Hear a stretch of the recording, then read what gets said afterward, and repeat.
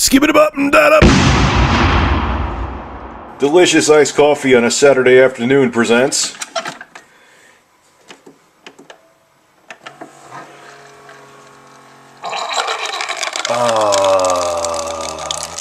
You have to use 2 of these to make the iced coffee at 4 ounces each to make it strong enough, or else the ice dilutes it too much and it tastes like piss water. So, wondering why I have 2 K-cups, that's why. Anyway, after I'm done making this iced coffee and it brews, I'll turn the camera back on. So there's the epic caffeinated deliciousness. I already drank a quarter of it. So anyway, topic of the video. Basically, you guys remember I had upgraded my main video editing / gaming rig. I went to a 6-core Phenom 2 1045T, and I also upgraded to 16 gigabytes of RAM. I put the old processor, my quad-core Phenom 2, in the 6-core box, and I put the 8 gigs of RAM in the 16 gigabyte RAM box. So that's why you're seeing these boxes. None of these boxes, minus the motherboard, represent what's actually inside them. But I was going to sell the parts on eBay, but eBay can bite me. For 4 years, maybe even 5, I had a flawless track record with eBay. Everyone who bought from me had, they got their items on time. They were exactly as described. I never had any negative feedback on eBay. So I was looking to get rid of some stuff because I had shit laying around, and I had a Samsung Intercept. It's a really crappy Android phone. The phone sucks, but it just known the phone sucks, and whatever. There was nothing wrong with it. I had it for a year. You could barely make phone calls with the thing because it was so laggy. Like if someone called you, when you hit the talk button, by the time that it actually accepted your input, the person would hang up the phone. Anyway, besides the point. So I sold it on eBay, took pictures of it, showed the phone working in the pictures, said the phone was working. I knew the phone was working. I tested it before I sent it out. And I mailed it or shipped it to the buyer. He gets the phone, and according to him, it was dead. Yeah. And on top of it too, I knew it wasn't shipping because unless someone dropped a UPS truck on the box, there was no way that phone was getting damaged the way I packaged it. That's why I package things like that so things like this didn't happen. He could have kicked it around. The UPS guy could have kicked it around a field like a football, okay? And nothing would have happened to that phone. So I said to the guy, I said, look, I said, write my thing. I offer no warranties. The phone's as is, which it was working. Like I said, it was working. As you see from my track record, I don't sell broken crap. I have 100% positive feedback. I'm sorry, I don't know what you did to the phone, whatever. So he contacts eBay, he leaves me negative feedback, I get 10% off. I go from 100 to like a 91 or a 90 on my eBay account. So I had to go talk to eBay. It ended up that we both got our money back because eBay's like, oh wow, you took a lot of pictures. This phone looked like it was in good shape. I'm like, yeah, it was in good shape. It was fine. I still got the phone back to me. And just to prove even more that he either plugged a bad power supply into it or whatever. Maybe he plugged into his computer and the USB port was screwed up and it sent the wrong voltage to the phone. Phone didn't have a scratch on it. So the jackass obviously did something to it. Anyway, I went on long enough. Long story short, I don't trust selling stuff on eBay, especially computer parts, because if someone's building a rig and doesn't know what they're doing, and the pins on the AMD processors are very fragile, and they end up putting the processor in wrong, which almost is impossible to do, but if someone doesn't know what they're doing, they could damage it, then it goes to he said, she said, or he said, and you have to defend yourself, and the person's like, hey, you sold me a broken part, and honestly, it's probably just the guy didn't know how the hell to install the stuff, so it's not worth it. I'm not selling it. Long story short, even though the story was long, hope you're enjoying the jiggly camera, I decided that I have 600 watt power supply. Don't mind the box. It's a 600 watt power supply. I believe it's Corsair. I'll take it out and show it to you. I have the power supply, have 8 gigabytes of RAM, have a 320 gigabyte SATA hard drive, and I have a 4-core processor. The box almost tricked me. It's the Phenom 2 X4970. All I needed to buy was a case and a motherboard. And that's what I did.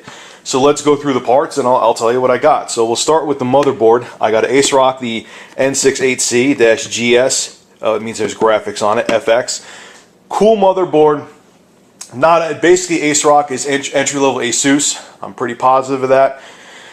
It'll accept 8-core processors, the FX processors, the Bulldozer. I even think it'll do Piledriver too.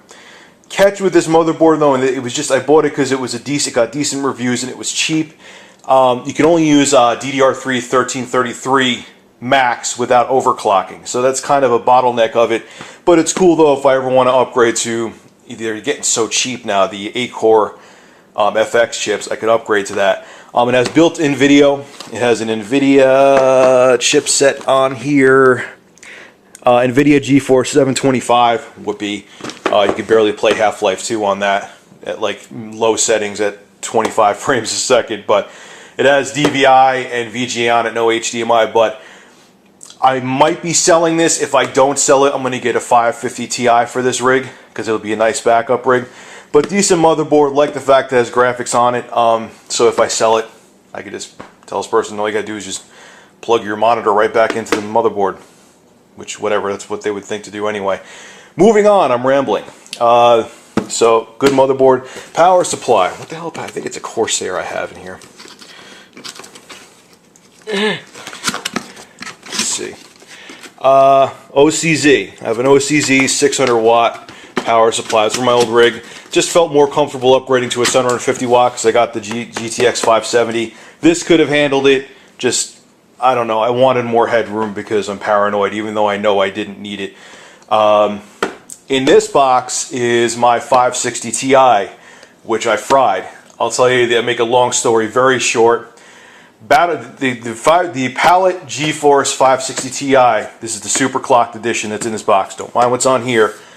And I don't know, maybe they patched it now, but Battlefield 3 for the PC when it first came out did not like working with any kind of overclock card. Didn't matter if it was factory overclocked or user overclocked. So I had to get NVIDIA's tool, forgot the name of it. If you guys know, post it in the description. I just totally forgot. It's not coming to me right now. I had to install that to set the 560 Ti to its standard setting. So I had to actually downclock the card. What the stupid ass software did is didn't make the fans control properly. I didn't do anything to it. So what I did one day, just because I wanted to run a stress test to make sure that Battlefield 3 wasn't running properly due to the fact it was factory overclocked, not there was an issue with the card, I ran Furmark. I went downstairs, actually made coffee, and Furmark, all of a sudden I hear like an alarm, like, you know, a nuclear reactor at a power plant's about to explode. I go back upstairs, my card's overheating. Only did it for like a second, so I'm like, it's probably okay. It wasn't okay. I ran ATI tool later on, came back with artifacts, with the card actually was underclocked, was still coming back with artifacts. I may put it in this rig just to see, maybe, you know, maybe there actually isn't anything wrong. I'll try one more time ATI tool, but probably not. I'll probably just get a 550 Ti. They're like less than $100, and I'll plop it in here if I keep the computer. So anyway, moving on. Patriot memory, this is what I have in there now. It's 16 gigabytes. This is 1600 megahertz. The RAM in here is 1600 megahertz. I think I have G.Skill in here. Let's find out. You would think I would have did this before, but I thought I remembered everything, but I don't. Look at the back. Yep, G.Skill. This is 8 gigabytes, 1600 megahertz. RAM's fine. Nothing special about it. It just, I upgraded to double the memory. And then actually, you see, you'll notice it, 16 gigabytes is slightly overkill. But when you're doing video editing, HD video editing, and you're doing kind of like any kind of fades or effects, that's when I notice it's either a mixture of having more RAM and 2 more cores on the processor, or it's just more RAM. I notice that transitions and fades are smoother, and it's easier to edit because you could do more stuff real time. Don't know if it's just a processor, don't know if it's just a RAM or a mixture of both, but whatever. 320 gigabytes, 7200 RPM. Seagate hard drive, nothing special, just had it laying around. Told you about the video card, and here's my quad core processor. This is the AMD Phenom 2 X4 970. I use the box from the 6 core. There's a heatsink in here. I'm not going to use any super special heatsink. There's no reason to. I'm not overclocking anything. This is just a secondary rig. If I keep it, if not, I'm selling it to somebody, and I'm sure because there's a friend of mine, she may buy it. I don't think she's going to get into overclocking anytime soon, so I don't think she's going to need anything else but the stock cooler, and that's pretty much it. Now the case is hood. It's a Black Widow. That is a damn good question. Who the hell made the case? Let me find out. Black Widow Gaming Series, not Gaming Series to even spell it right. A Cubic Art is the name of the case. I picked it not only because it was only 21 bucks. I'm very into clean cases. I don't like, you know, a spider on the side of it, or, you know, an alien, or, you know, whatever. I don't like the special crap on the case. I couldn't think of anything clever, witty, and funny at the moment. So I like clean. You know, if I was keeping it for myself, this is the kind of case I want. You know, I'm 31. Most of my friends are either in their late 20s or early 30s. I'm sure they don't want an alien or a dragon or whatever on the side of the case. So if I sell it, this is a nice neutral case. You know, I'm building a budget rig anyway. I'm not worried about all the bells and whistles. And if I want to add fans, it has the room to add the fans. So good looking, clean case. I'm just going to put a DVD drive up here. Nothing special, no Blu-ray or anything. And that's pretty much it. So yeah, I'm building a rig out of spare parts. I'm not putting this up on YouTube to say, hey, I'm selling it, because I already have a buyer. And honestly, I'm kind of hoping she doesn't buy it, kind of, because I want to keep it, because I could have a million reasons to use a backup rig, especially since my computer is my livelihood. And if my other computer shits the bed and needs to be down for repair or for a replacement part, I'll have a backup, and that'd be pretty sweet. So yeah, this is awesome. Can't wait to build it. I gotta put the parts together with this one. I might put up a video of me putting it together, but it's a pain in the ass when you're doing it as a one-man army. So hope you enjoyed this video, and I'm looking forward to putting this machine together. Have a good one.